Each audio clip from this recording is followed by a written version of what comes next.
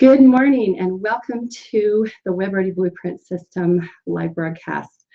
We've had a few technical difficulties this morning, mainly with traffic. So Mitch, our main presenter, is not quite here yet due to the traffic on the freeway, and I was a little slow as well. So we're going to ad-lib a little bit and have a little bit of fun with this today. I know Mitch's topic is turning your website into a money-making machine. So I certainly know a few little things that I can hint at about that. So we'll talk about that a little bit until he gets here.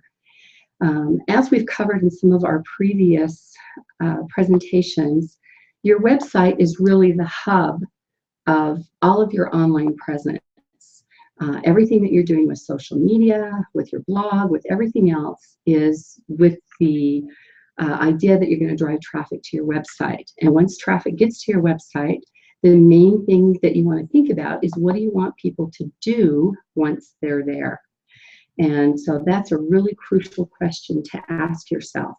What do you want people to do once they get to your website? I can't tell you how many websites that I look at for different clients that have come to us, and that's my first question to them is, okay, here's this website, and many of them even have a lot of great information on them, but there's nothing there that's going to help them make money. Namely, they need to capture the name and the email address of whoever is coming to their website so that they can continue to nurture that lead until it turns into a true client or customer. Now, how do you do that? The thing that you need to focus on is first ask that question, what do I want people to do when they get here? And then the main thing that you want to focus on is, what is your main call to action? What are you going to give them enough value that they're going to be willing to give up their name and their email address to get? And those things are called a call to action, and you want those front and center. So what exactly is a call to action? A call to action can be a guide. It can be tips and strategies. It can be a blog article that gives them information that has links in it for downloadable content. It can be ebooks. It can be a video or a video training. But whatever it is, you want them to give you their name and email address to get it. So whatever type of business you have to think about what you can offer that they might be willing to give up that information for. One of our clients in the past was, they did granite countertops. And so one of the things that we did for them was create how to care for your granite countertops. Another one was, how do you go about choosing the best countertops? What questions do you ask in order, or what questions can you answer about granite compared to other countertop products? Other call to actions have been things like on our some of our other clients, it might be a free consultation, depending on what you're doing. One of our largest client is a $150 million lumber supply company and building material supply company. And we simply put an Ask an Expert contact form on every single one of their pages, whether it was lumber, whether it was doors, whether it was hardware, whatever it was, by simply putting a simple contact form in there of Ask the Expert and allowing them to enter a question, we increased their traffic and the amount of leads that we were capturing for them to follow up with dramatically. There's all different kinds of things that you can do. So those are some of the things that you need to think about and ask yourself is, what can I offer that has value? Other things are tips. You know, if you have a product, how can your product best be used? If you have a service, what sets you apart and what information can you offer? If, let's say, you're a carpet cleaner, then one of the call to actions you could have are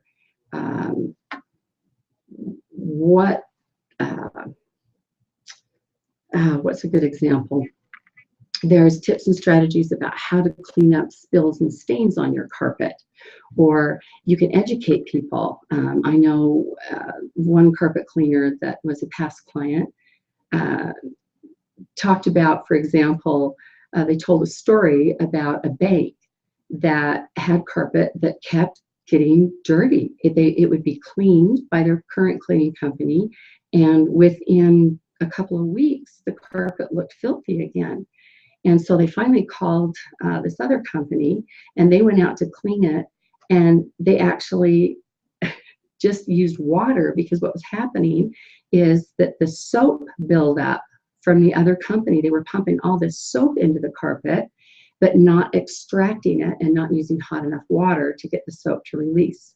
So by telling that story, that was educating people. And the story was actually pretty funny when they told us. They were talking about how much foam that they were pulling out of this carpet. I mean, just an incredible amount of foam that was filling the parking lot and filling their car or their vans up. Anyway, something personal, something interesting, something fun that you can tell that also helps the customer build a relationship with you are some other things that you can do. And that's where video is really great. Utilizing video on your site is something that people can tap into later, but it also creates a more personal relationship with your prospects and your customers, because you're telling them stories and you're educating them in a way that they're going to be able to create a relationship with you more easily. And as we all know, the bottom line is that creating a relationship with people is the goal, because more and more it's all about relationship marketing, and that's part of what is going to keep them loyal to you. It's going to be what attracts them to you in the first place, and is really your ultimate goal. Is what can you do to provide value, and what can you do to create a relationship with them, because that's going to keep them coming back over and over. We also know that you're 10 times what a customer spends with you in your initial sale. You're going to make 10 times that by giving good customer service. I'm so happy. I'm so sorry. Mitch is here. Traffic didn't stop him ultimately. So those are a few things. Come on over here. Those are a few things that you can do to help your website capture leads and convert them into customers. And I don't know what Mitch is going to cover, what he has in store for us. Yeah, but I'm sure I apologize for it's being late. awesome. So Yeah. I won't bore you with me any longer. Yeah, we were just talking about a little bit of and creating a relationship with people. And okay. I didn't get into the automation yet, and I capture those leads and what you do with them afterwards. So that's what I've covered. Okay. So I'll let you jump in with what you were planning on covering. Yeah. Let me, hopefully that fit in a little bit. It'll take me just a second to pull it up here. So. Okay, no problem. So those are a few things that that you can do in terms of getting people, once they come to your site, giving them something that is going to not only keep them there, but keep them coming back. Mitch is going to talk about automation in terms of, okay. Nope. So while he's finding his presentation and getting ready to say that, one other thing that you need to do if you're going to make money with your site is you need to automate, which means you need to, after you capture their name and email through your call to actions, what are you going to do with those? Well, the best thing to do is to have an automated system so that it's going to put them in a sales funnel and move them forward, nurturing them with a campaign that you've created. There's a lot of advantages to that. One of the main ones is just that it's all automated, so you don't have to think about it every time, and they're going to get immediately what they wanted. What you promised them is going to be immediately delivered to them because it's being delivered through automation. Are you ready yet? Yep, it's just pulling up now. We got a comment from William Rock. He says, great stuff so far. I keep hearing the word engage with your customers often, Yes. and learn how to keep them coming back. Yes. And that's when we're talking about, number one, knowing what you want them to do when they get there, and then giving them information that has enough value that you can capture that information from them, their name and their email. Then it's all about lead nurturing. And really engagement is with your social media platforms. That's where you want to engage with them. And that engagement is where you're also going to continue to create a relationship with them. So your social media is where you get that immediacy. You get that ability to engage with them, have them comment back, get their questions, get their concerns, find out what's really important to them. And at the same time, they're learning a little bit about you. And like I say, you're building that relationship. Engagement is absolutely key. Once you do engage them and you cite through offering them content of some sort or different things like that, that's where the automation kicks in, and where you can start nurturing those leads. So hopefully that answers your question, William. We appreciate you asking that. Yeah. So it looks like you're ready. I am ready. Thanks for letting me Yes. ad-lib for you today. Absolutely. I have to apologize to all of you out there. I know we were supposed to start at 9 o'clock Mountain. I wasn't here. So a big sorry to everybody. So I wanted to kind of build off of what we've talked about in past weeks. So if you haven't seen what we've talked about, jump on YouTube on the Web Ready Blueprint Systems channel and check out some of the other things after this presentation we've talked about, because this really builds off of, it's a culmination of and builds off of all the things we've talked about at this point, as far as building a successful website, finding the right web partner, and then the SEO and pay-per-click section that we talked about before the holiday. I think it was early December that we talked about that. That is covered as well. And what I wanted to talk about today is monetizing your website, or creating a way for your website to make money for you. And there's multiple ways to do that. But directly, we're going to talk about just a handful of them. So the most important thing to keep in mind, and we've touched on this in several times now, is your content. So your content is why people will be going to your site. So for one reason or another, they're going to be interested in what you have to offer, whether that's a product or information or blog content or whatever that is. It all comes down to content, because that is that's the substance of your site.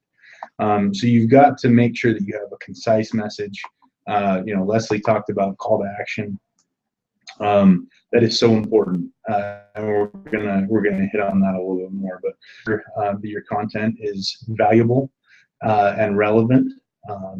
I always suggest to people, whether you're selling a service, a software as a service, selling products online, whether you're trying to capture leads for your call center, it doesn't matter what you're doing. I still suggest that you write a blog. And some people have asked me, well, what should I write about? I'm selling debt collection services. Well, write about debt collection services. Write about what you know. Write about what you do. For multiple reasons, because it's going to make your site a valuable resource for people at some point or another. It's going to be indexed by the search engines. All that stuff is going to be is going to derive from that content that you write. So, and just to insert there, William, that's part of what you were talking about with engagement too. Your blog is a great way to engage people as well and give them, valuable information. Yeah, So. absolutely. Absolutely. And really quick too, while you're thinking about your next point, one of the best ways to think about what to write about is to think about what are the questions that you're most frequently asked. So whatever your product or service is, what are people always asking you or your sales team? And if you have a sales team, or whether it's just yourself, write those questions down and then write a blog about each of those questions. Yeah, absolutely. I mean, and really, blog writing is a skill, and you can develop that like you can any other skill. And practice makes perfect. So. And there's lots of content writers out there that will do it for you if you don't want to do it yourself. Absolutely. But I would set a goal. If that goal's one article a week, and Wednesday comes around and that's the day you'd set aside to write a blog post for the life of you, what to write about the weather. Doesn't matter. Just start getting content out there, get in the habit of it, and it will start becoming easier and easier for you to derive that content from something meaningful. Challenge yourself by how do I make the weather applicable to my business? Yeah, there you go. And that's try exactly to make it applicable if you can. That's exactly it. But part of it's about creating that relationship, right? Yeah. So it doesn't always have to be about your business. And get in the habit. It will pay off. The content, having applicable and valuable content on your site pays off in so many different ways. That's the number one thing you can do to create a successful website. And did you have a question? Yeah. Is it a good idea to have a special day that you always post, or can you post like a different time, or is it applicable? I mean, is it important to have a certain day that you always blog? I'd say that there's definitely pros to having a set time, especially if you're a video blogger, because then it's like a TV show. People tune in and they're ready. Wednesday afternoons, they know Marisa is going to be posting another video. So in a lot of cases, that's a really good way to do it. It also kind of keeps you accountable, having a system. When you say, hey, Tuesday mornings, that's what I do. And then there's no excuse you shouldn't schedule. You have your video blogs that you've got to work on, or your text blog, or whatever that case might be. It's appointment content.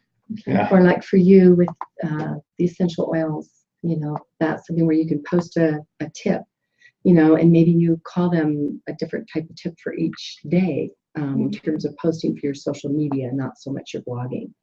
And remember that your blog too, you get, the huge advantage of being able to post that to all of your social media as well.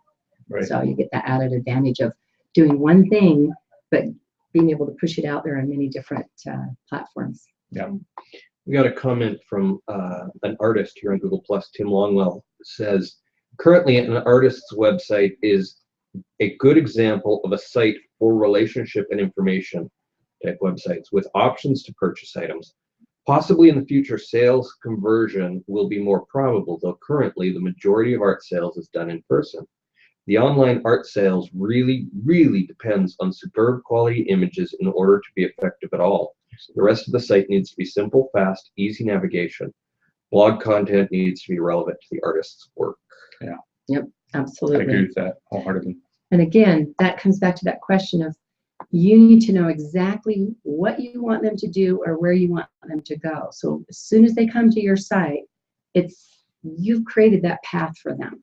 And you're taking them on the path that is going to get them what they want and where you want them to go as well. So having that relevant content and keeping it simple is really important. Yeah. Too much can be detrimental to you. Yeah. Well, back to our preparing to build a successful website, informationalism is out. Yep. And that's such a turnoff to people now. If you're too information heavy, people they'll bounce. Yeah. In the case of an art website, yeah, absolutely, it's image driven, and you really don't need much text. I mean, I would put text on the about the artist page, and as far as your static site goes, that's all I would have. Everything else is images and high res, really rich images of your work. You just don't need text for that. And then where you have your text content, where your search engine indexing, your search engine indexing pulls from, is your blog, because that's where you're writing that content. So.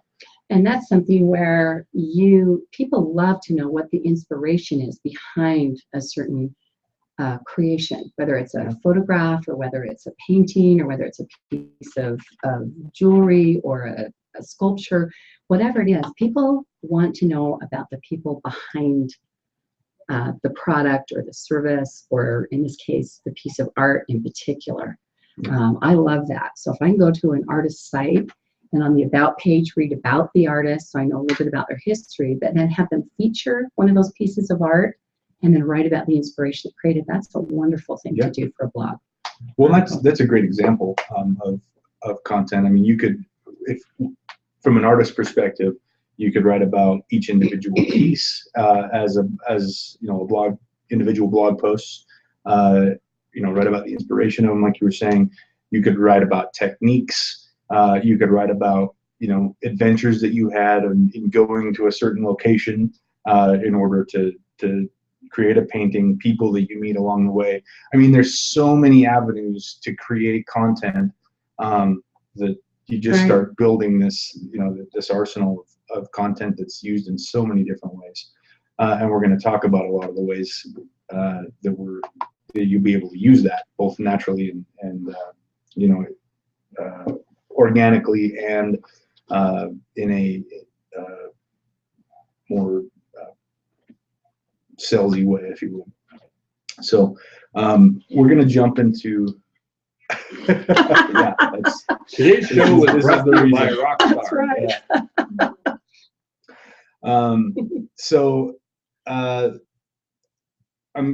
Now that we've covered the content and how important that is, and I don't have time on this show, especially with me being late this morning, to jump into all the facets of content, but we've already done that for you. So make sure you jump back and look at those other videos again. I'm going to jump into all the different ways you can monetize. Now, keep in mind, not all of the ways I'm going to talk about today are applicable to everybody. So you need to pick the different avenues that apply to you, the ones you're interested in, and cherry pick those and apply them to your site as you like. And let us know which ones you'd like to know more about, because there's no way Mitch is going to be able to go into a great deal of depth about each of those. So if you want to know more about any of these topics, put it in the comments and we'll try and do a show on that in the future. Yeah, and you can always email me if you have any questions directly. My email is mitch@bizingenuity.com. That's mitch@bizingenuity.com. So feel free, if you're watching this after the fact and you have questions, either comment, and we'll try to answer it out of the comments. But I think the best way to get answers to your questions is email them directly. So first, what I'm going to talk about to monetize as you're building it. And this works especially well if you're providing some sort of service, especially if you're providing a service for free online, or if you've got content and that is your service that you're providing content, like if you're a news blog or if you're a mommy blog or whatever the case might be. If your service or product is the content that you're writing, then online monetization is the best thing for that. And Google Adsense, I don't know if you see that. Google Adsense is it's kind of the engine for that. Now, you may have seen as you've been surfing the web, different websites that will have actual banner ads across the top. I should have got this to you yesterday. I apologize. But you see that, okay, Dennis? Yep. You see a website may have a banner ad across the top or little tile advertisements here. Those are AdSense.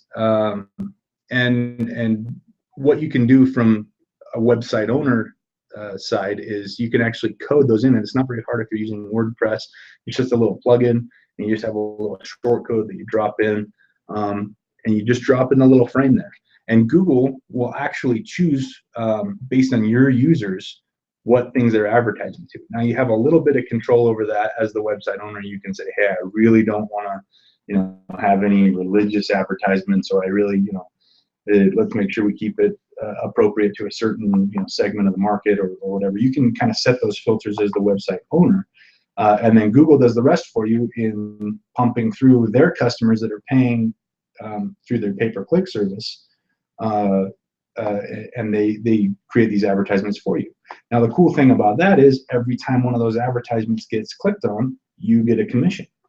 So that's a great way to monetize a site. Again, especially a site where you're providing something for free to people. It's kind of come to be expected in internet etiquette. If I, as a user, I'm okay with ads, right? Because I know I'm getting it for free. I think we're all okay with that. Yeah, and that's fine. I mean, I think apps have kind of solidified that etiquette. If you download an app and it's free, you're probably going to have a little ad bar that helps pay for the app, right? And Google's really good at, because I think we can all get tired of being offered things we don't want for free. That's not so cool. But one of the things that Google is a master at is they kind of know more about us than we probably know about ourselves. Kind of scary, how much they know about us. But they're only going to put ads that are really applicable. It's very individualized. They'll drop your ads only into people that those would be of interest to. Mm-hmm. So that's a huge advantage. And they know what you search for. They have all that data. I you had a question, Kevin. Yeah, as a beginning company, I wonder, do you pay for the AdSense service on Google as the owner? Because you say As the owner of the website? Yeah. No, it's So free. You're allowing them to put ads on your site. Yeah, you just go in and drop that little short code, and they'll pump. You go in and create an AdSense account. So just Google AdSense. Okay. And then click on it. Set up your account. It's really easy. It's as easy as setting up like a Gmail account. As you start to make money, that will accrue. Eventually, you'll have to link an address or something, and they'll send you checks in the mail. Or I think you can actually set up direct deposit with them as well. Okay. But yeah, as those get clicked on, they just start sending you money. And you determine which real estate you're giving up. So you get to choose where you want those ads to on go. your website. Now they have sizes. They'll tell you can put this size banner, you put this size of a square, so they'll give you pixel sizes. So there are options that you have, but yeah, absolutely, you get to pick. In long-term thinking of your website, if you add AdSense, but then later you want to go back and actually sell space to someone else, does this help or hinder that? When you say sell space to someone else as far as advertising goes, so that is what you're doing anyway with AdSense. But if you have a direct partner, a direct advertising partner that you sell it, that you want to sell space to, yeah, I mean, again, it comes back to you deciding what real estate you want to give up, and then what percentage of that you're going to give to your partner, and then what percentage of that you're going to leave with ad space. I found with customers that we've had do this particular model, you make more money with AdSense anyway than you do with direct partners. Perfect. So I would recommend maybe sticking to the AdSense side because they can tailor those. Google does a great job, like Leslie was saying, of tailoring those ads to the user. Whereas a direct partner, it may or may not be applicable to each individual user that you have visiting your sites. William Rock made another comment, and I think this brings up an entirely new show. But he says, and if you're doing AdSense, then make sure you follow the, and this is all in caps, rules. So you don't get, and this is all in caps, smashed by the big bad panda algorithm update. I love that analogy, William. The panda algorithm. That's great. Yeah. Well, that's what it's called. But yeah, it will I love smash that. you It's such a visual thing. Yeah. Well, it's always touchy-feely. These algorithms that bash your website if you do wrong are always touchy-feely. But yeah, I think we could go into a whole show on what are some key points on using that correctly. Well, on the rules of AdSense as they balance against the algorithm updates, Panda, Penguin. Yeah, absolutely. And there are, now, I don't want to scare any of you out there because,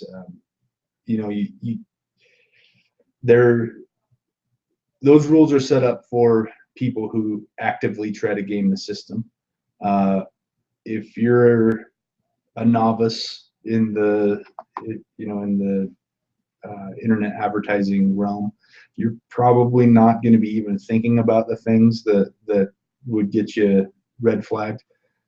It's better to go ahead and just get yourself out there and not worry about that kind of stuff if you don't understand it anyway.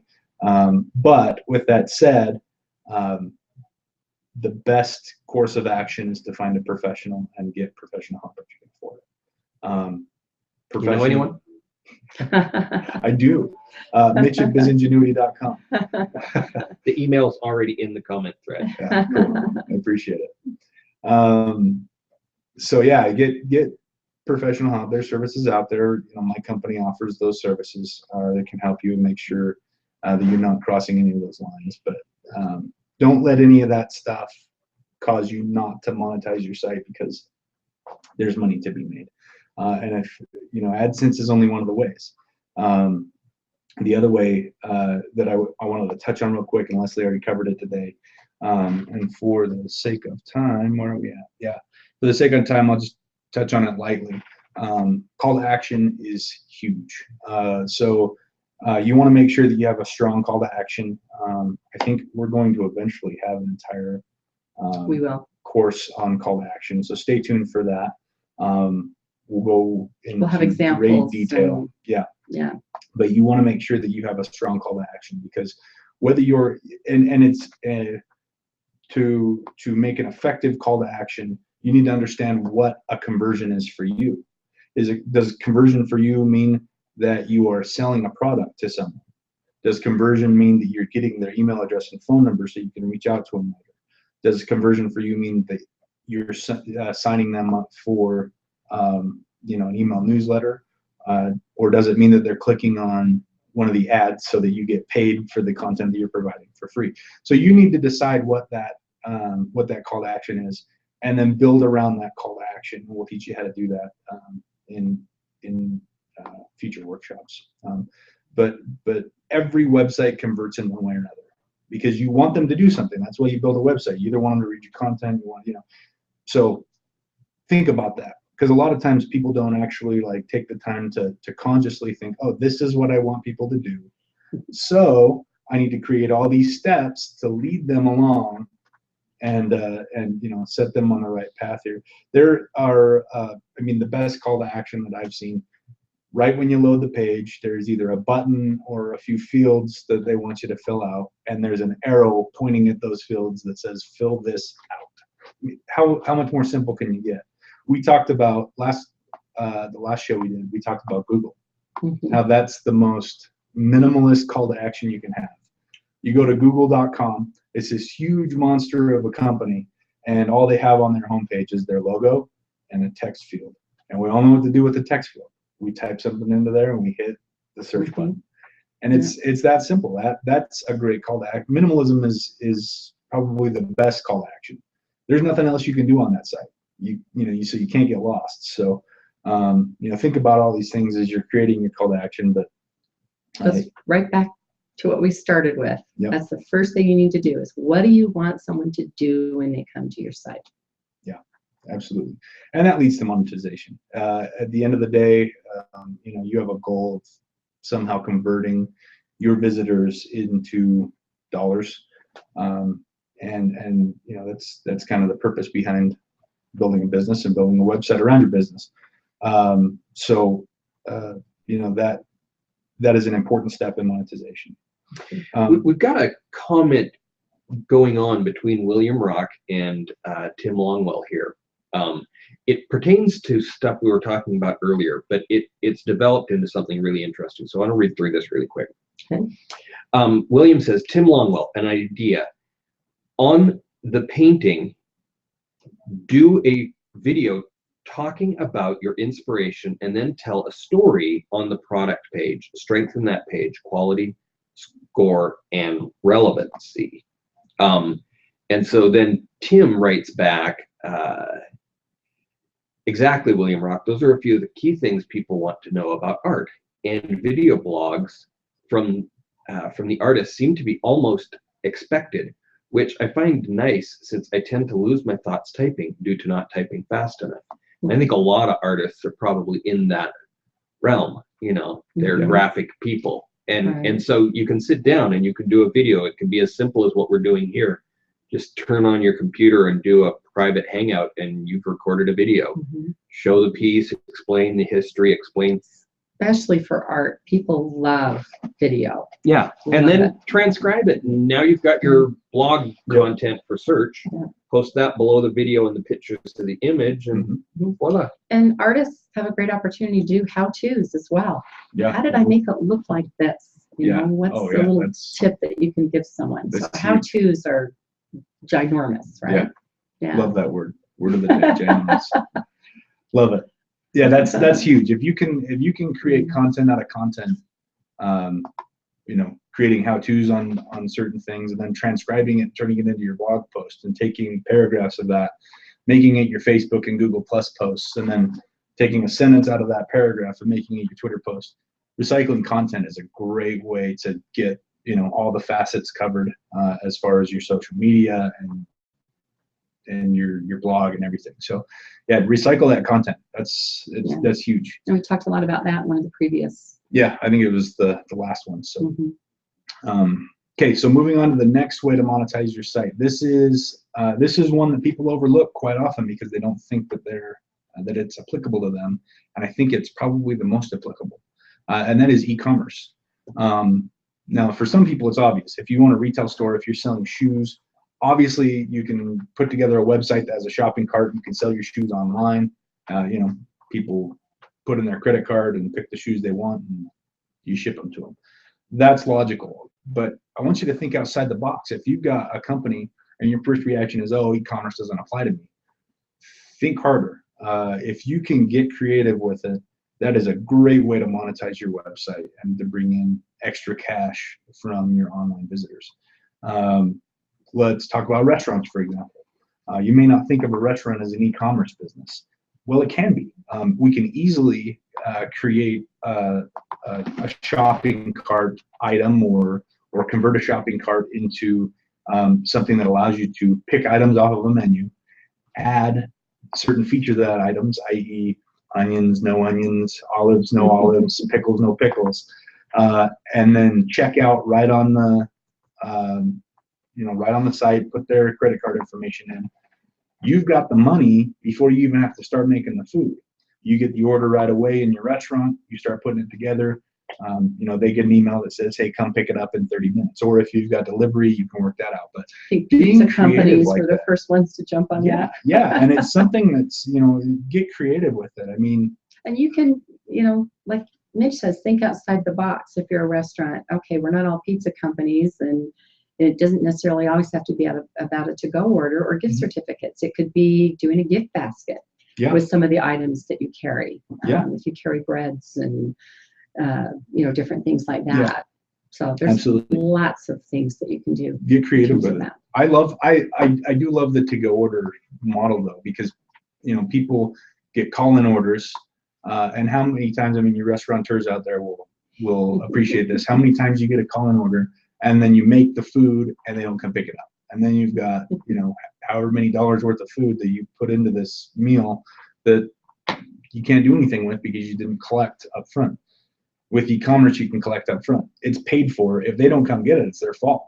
But you're covered. So, landscaping services. You wouldn't think of landscaping as an e-commerce product or service, but it can be. One of the biggest things about landscaping is you want that repeat business, right? So maybe create a package, $99 a month package that includes mowing the lawn and trimming and whatever that might be. Throw it online, allow people to jump on and buy that package, and then you work out the details with them later. But then that's a recurring payment of $99 a month, comes out every month, and you just go and you do the business, and that handles that attrition for you. So it can actually solve, thinking outside of the box and applying these principles may even solve problems that you're having in your business, such as attrition. Just simply by being creative. So. Well, or a business that has a product might not think that they could also create something that's information. Like we were talking about an artist is selling their art, but they might also, as they're doing these video blog posts that are how-tos, they could create a whole video series and package that and sell that on their website as well as a product. Yeah. So yeah, think outside the box. Yeah, I've got, in fact, I've got a client that does educational trainings for general contractors and builders. And he creates videos, puts them on his website, and then you buy the videos To put on your website. Yeah, or to digest his content and to learn from. You know, it's and he does well with it. It's a great way to monetize. So, you know, think outside the box with e-commerce, definitely. Okay, I've got 2 more areas that I want to jump into. We kind of covered SEO and pay-per-click. Last week went into some detail about how to do it. I just want to cover right now, got what, about 10 minutes left, 8 minutes. I just want to cover real quick why they're good for monetization. So the first one is pay-per-click. So for more information, jump back to last week's presentation, but pay-per-click, we talked about Adsense earlier in this presentation. Pay-per-click is kind of the other side of that. So pay-per-click is you paying Google to put your ad either in search results, or if you're doing the display pay-per-click, in those actual tiles and boxes and banner spaces on other people's websites. And what's cool about pay-per-click is Google helps you target your target audience. So it gives you all sorts of controls when you're setting up your pay-per-click account. And that service through Google is called AdWords. So there's AdSense, which is kind of the allowing people on your website. Exactly. Right. And then there's AdWords, which is utilizing that service and advertising your company. So right now we're talking about AdWords. In that dashboard, when you log in, you know, you create your campaign, and then you say, okay, I want to advertise to this geographic area, but I want to exclude these smaller geographic areas inside there, and these are the demographics. Maybe you want to market to, you know, women from ages 30 to 50. You can do that. It gives you all those tools to be able to do that. And then Google knows, hey, you know, I know who these people are that are visiting this certain blog. They advertise to those people as they visit those different, you know, those different sites and different landing pages and whatnot. So it's a great way to go, because, you know, you're hitting your target audience. You're going to get clicks on it. They cost you money. That's fine. You're going to make that money back when you bring them back to your site. You've already got a strong call to action because we taught you how to do that, and you're going to convert those into clients through your conversion process. So pay-per-click's a great way to go. Great way to monetize your site. The other kind of last area I wanted to touch on is search engine optimization. And as we explained last month. I think it was December 17th, Yeah. the last one before the holidays. Yeah. As we explained last time, search engine optimization, or organic SEO, is more of a long-term strategy.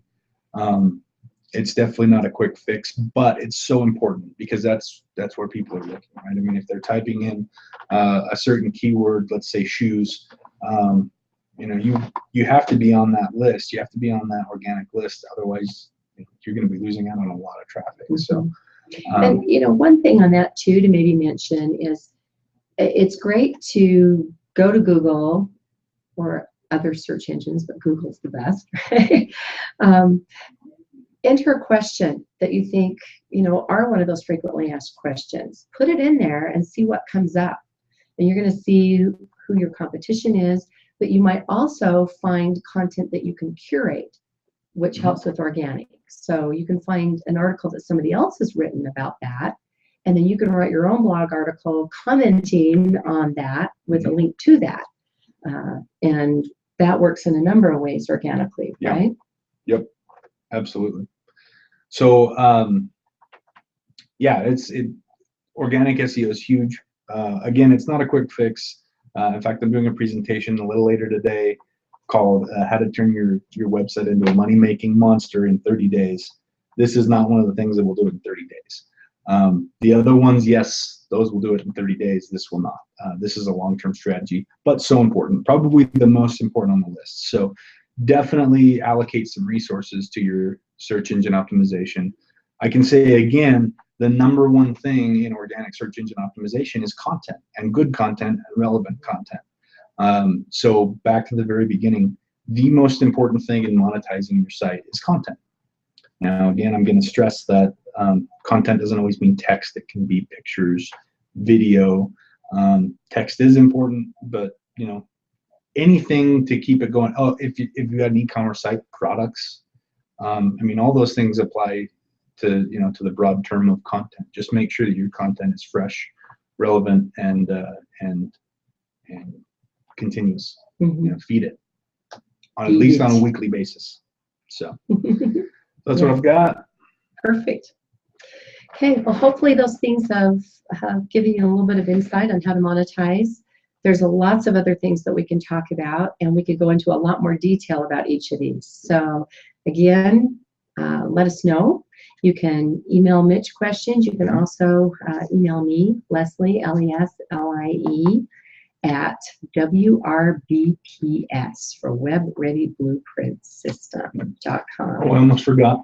Doing free consultations as part of this workshop system. We're doing free consultations on your internet marketing and website monetization. So I'm happy to help with that. Just when you reach out to me, I've mentioned my email address several times, mitch@businessingenuity.com. Just mention this workshop, and we can get, you know, if you're in the Salt Lake area, we can meet up in person, or we could always hop on a Google Hangout and chat over Hangout. So, and sometimes it takes a pair of fresh eyes to look at your website and be able to see, because we tend to be a little bit blind to our own site. We think we know what people want, or you know, we think that we've led them down the right path, but might not realize that, you know, that maybe there was something you could do a little bit differently or better.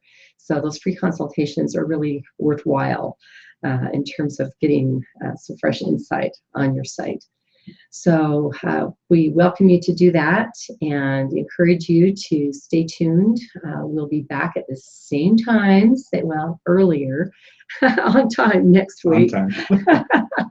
But we've got lots of great things in store for you. And Dennis, I'm just steal his hat here.